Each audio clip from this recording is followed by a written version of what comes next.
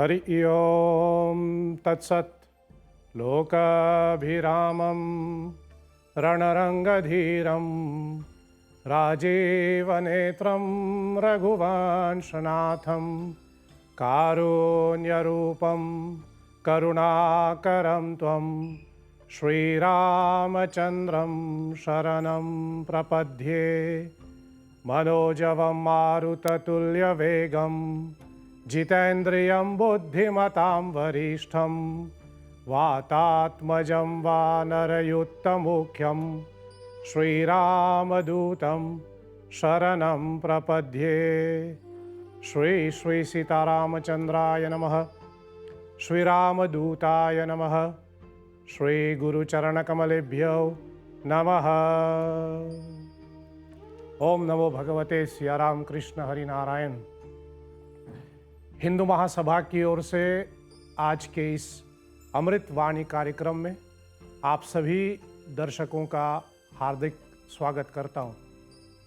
आज बहुत विशेष दिन है। आश्विन मास के पूर्णिमा की रात्रि है, जिसको शरद पूर्णिमा कहा गया है। हर महीने की जो पूर्णिमा पड़ता है, सबका अपना अपना एक विशेष महत्व है और इसी के चलते आज की ये पूर्णिमा बहुत ही महत्व का है। सबसे पहले शरद पूर्णिमा का एक अर्थ हम निकाल लें कि आज आश्विन मास समाप्त हो जाएगा। शरद पूर्णिमा की रात्रि में ही भगवान श्री कृष्ण अपनी गोपियों के साथ वृंदावन में रास रचाते हैं, जिसमें भगवान शंकर सम्मिलित हो जाते हैं। पूजा विधान के निमित्त बताया गया है कि शरद पूर्णिमा को दूध से बनी हुई खीर आदि भगवान को चढ़ाया जाता है और विशेष आराधना करके भगवान की श्रृंगार जैसे बताया श्वेत रंग से किया जाता है। ये शरद पूर्णिमा, इसमें विशेष रूप से हम उन देवी देवताओं की पूजा करते हैं जो पति पत्नी के रूप में पूजे जाते हैं, जैसे गौरी शंकर, लक्ष्मी नारायण आदि आदि। फिर उसके बाद शरद पूर्णिमा की आज की ये रात समाप्त हो जाए तो कल प्रातःकाल सूर्योदय पे कार्तिक का महीना आरंभ होता है। कार्तिक मास कल 18 अक्टूबर से 18 अक्टूबर से प्रारंभ हो करके 15 नवंबर तक जाएगा। यह जो कार्तिक मास है वह साल का सबसे पवित्र एवं सबसे विशेष महीना माने जाते हैं। एक समय में कार्तिक मास हमारे साल के अंतिम महीना हुआ करते थे। तभी भगवान श्री कृष्ण भगवद गीता में बताते हैं कि मासों में यानी महीनों में मैं साल का पहला महीना मार्गशीर्ष मास हूँ। सो मार्गशीर्ष मास से एक महीना पहले यह कार्तिक मास पड़ता है। सो इस न्याय से तब समझे कि एक समय में यह कार्तिक मास साल का अंतिम महीना हुआ करते थे। जिस प्रकार श्रावण मास में प्रतिदिन भगवान शिव की विशेष पूजा हम लोग करते हैं, रुद्राभिषेक आदि संपन्न किया जाता है, उसी प्रकार कार्तिक मास में प्रतिदिन भगवान विष्णु की विशेष पूजा होते हैं। प्रतिदिन शालिग्राम भगवान की अभिषेक पूजा आदि संपन्न किया जाता है। और आप सबों को ज्ञान ही होगा, हमने पहले भी इसकी चर्चा की कि भगवान श्री हरि विष्णु 4 महीने के लिए शयन करता है।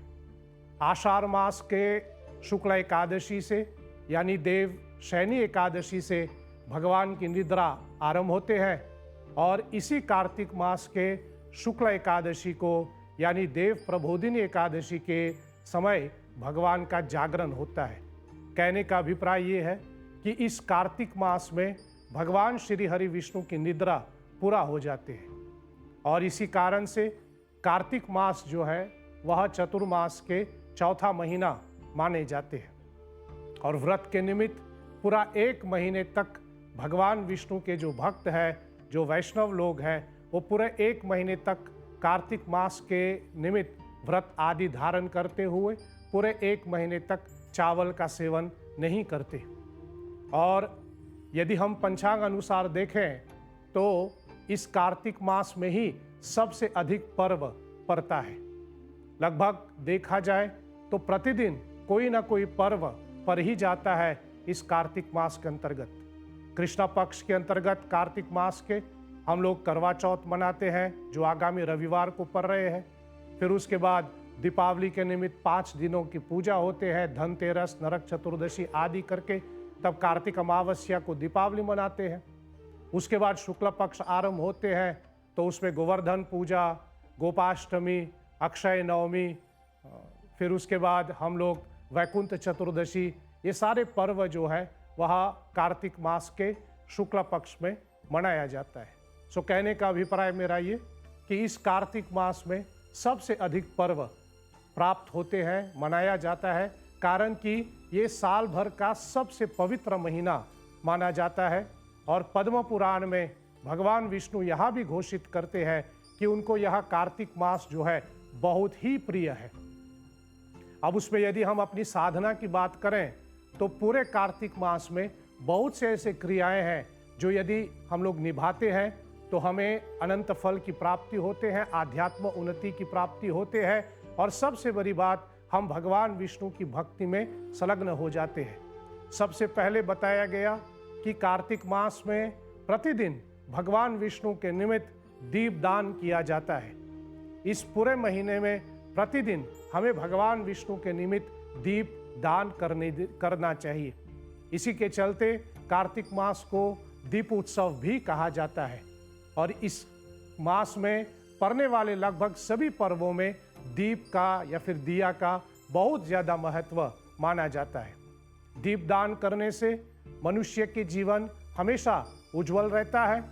और मान्यता यह भी है कि जो दीप दान करते हैं उनकी मृत्यु के पश्चात उनकी अंतिम यात्रा जो है उस समय उनको अंधकार या फिर अंधेरा का सामना नहीं करना पड़ता है। वैसे हम सब तो जानते ही हैं, मानते ही हैं कि जब पूजा करते हैं तो पूरे परिवार को साथ में पूजा करना चाहिए, साथ मिल करके पूजा करते हैं। परंतु कार्तिक मास के जो दीपदान का विधि है उसमें बताया गया कि सबको अपना व्यक्तिगत दीपदान करना चाहिए। प्रतिदिन एक मिट्टी का दिया घी आदि से भर करके भगवान विष्णु के निमित्त बार करके भगवान विष्णु को चढ़ा करके उनको अर्पण करके भगवान विष्णु को दान करें। इसलिए यह क्रिया प्रतिदिन होनी चाहिए। मैं आप सबों से निवेदन करूं कि कल से यानी 18 अक्टूबर से लेकर के 15 नवंबर तक रोज आप भगवान विष्णु को दीपदान अर्पण करें। साथ ही साथ बताया गया है कि इस कार्तिक मास में हमें कार्तिक महात्म्य नामक ग्रंथ का पाठ करना चाहिए। कार्तिक महात्म्य में 30 अध्याय दिया गया है। सो एक परंपरा अनुसार यह भी होते हैं कि प्रतिदिन एक अध्याय का पाठ करते हुए इस पूरे एक महीने में हम पूरे कार्तिक महात्म्य का पाठ करते हैं। और दूसरी साधना के लिए यह भी बताया गया कि प्रतिदिन तुलसी पूजा संपन्न किया जाता है। वैसे तुलसी पूजा हमारे नित्य कर्म में तो है ही, लेकिन कार्तिक मास में अनिवार्य रूप से इनकी विशेषता बढ़ जाते हैं। कारण कि कार्तिक मास के एकादशी को ही भगवान शालिग्राम का और तुलसी देवी की विवाह उत्सव मनाया जाता है। और इसके साथ साथ यदि संभव हो तो कार्तिक मास में भगवान विष्णु की मंदिरों की परिक्रमा किया जाता है। कार्तिक मास में अन्नदान आदि किया जाता है। और इसी कार्तिक मास में गोपाष्टमी पड़ता है। मान्यता यह है कि गोपाष्टमी के दिन ही भगवान श्री कृष्ण पहली बार के लिए गौओं को चराने के लिए निकला था। इसी के अंतर्गत कार्तिक मास में गोपाष्टमी मनाया जाता है। और इसके चलते पूरे कार्तिक मास में गौ सेवा, गौ के निमित्त दान करना, ये सब विधियां इस कार्तिक मास के लिए दिया गया है। साथ ही साथ यह भी कहा गया है कि इस कार्तिक मास में हमें अपनी साधना को थोड़ा बढ़ाना चाहिए। कहने का मतलब मेरा ये कि जो हम अपने नित्य कर्म में करते हैं वो तो हमको निभाना ही है, लेकिन कार्तिक मास में हमें कोशिश करना चाहिए कि अपनी साधनाओं को थोड़ा अधिक करें। जैसे कोई प्रतिदिन एक माला जपते हैं तो कोशिश करें कि कार्तिक मास में थोड़ी ज़्यादा करें, क्योंकि यह पूरा कार्तिक मास जो है वह साधना का महीना है। और इस पूरे कार्तिक मास में जितना अधिक साधना करोगे, जितना अधिक आप अपनी पूजा भक्ति, अपनी जितने भी व्रत नियम हैं उन सब का पालन करोगे, उसका दुगना फल हमें प्राप्त होता है। दर्शकगण, हमें यह समझना चाहिए कि यह कार्तिक मास एकदम से पवित्र माना जाता है, इसलिए सभी का कर्तव्य बनता है कि इस पूरे कार्तिक मास का जो व्रत नियम आदि है उसको निभाना चाहिए। विशेष रूप से वैष्णवों के लिए, भगवान विष्णु के भक्तों के लिए यह कार्तिक मास जो है एक उत्सव के रूप में मनाया जाता है। कहीं कहीं हम लोग ऐसा भी कह सके कि वैष्णव जो है भक्त, विष्णु भक्त जो है वह इस कार्तिक मास की प्रतीक्षा करते हैं कि कब ये कार्तिक मास आरंभ हो और भगवान विष्णु की आराधना हम लोग करें। और जैसे आपको पता ही है, जैसे आरंभ में मैंने कहा, भगवान विष्णु 4 महीने के लिए निद्रा कर रहे हैं, तो इस कार्तिक मास में जब भगवान का जागरण होते हैं तो हम बड़े धूमधाम से इनका स्वागत करते हैं। फिर मान्यता ये भी है कि जब भगवान विष्णु अपनी निद्रा से बाहर आते हैं तब उसके बाद भगवान शिव निद्रा में चले जाते हैं, जिनका जागरण महाशिवरात्रि को होते हैं। सो इस कार्तिक मास में आपसे जितना बन पाए आप अधिक साधना करें, जितना आपसे बन पाए आप भगवान विष्णु की भक्ति करें, और जितना आपसे बन पाए दान पुण्य आदि आप अवश्य ही संपन्न करने। श्री कृष्ण गोविंद हरे मुरारी, हे नाथ नारायण वासुदेव। संभव हो इस मंत्र का प्रतिदिन जप करें, ये नहीं तो जो भी आपको विष्णु जी का मंत्र आता है उसको आप जाप करें।